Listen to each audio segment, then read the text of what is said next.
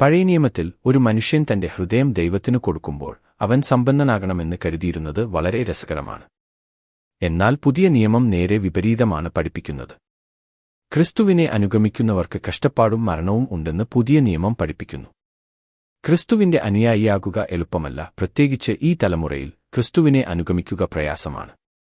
ജീവിതത്തിന്റെ രണ്ട് വഴികളുണ്ട്.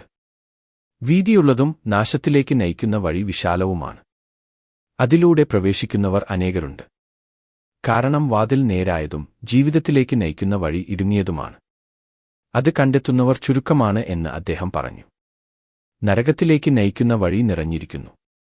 മധ്യകാലഘട്ടത്തിൽ ഒരു പഴയ ദൈവശാസ്ത്രജ്ഞൻ പറഞ്ഞതുപോലെ, ആളുകൾ നരകത്തിലേക്ക് ഓടുന്നത് അവിടെ എത്തുന്നതിനു മുമ്പ് അത് നിറയുമെന്ന് ഭയപ്പെടുന്നതുപോലെയാണ്. അത് വിശാലമാണ്. യേശു പറഞ്ഞ രീതി അങ്ങനെയാണ്. എന്നാൽ ഇടുങ്ങിയതും ദുർഘടവുമായ മറ്റൊരു വഴിയുണ്ടെന്ന് അദ്ദേഹം പറഞ്ഞു. ആ വഴിയിൽ കയറാൻ നിങ്ങൾ സ്വയം ത്യജിച്ച് ഒരു കുരിശ് എടുക്കാൻ തയ്യാറാകണം. സ്കൂളിൽ, ഫാക്ടറിയിൽ, ഫാമിൽ, നിങ്ങളുടെ സുഹൃത്തുക്കളുമായും അയൽക്കാരുമായും ക്രിസ്തുവിനൊപ്പം സ്വയം തിരിച്ചറിയുക.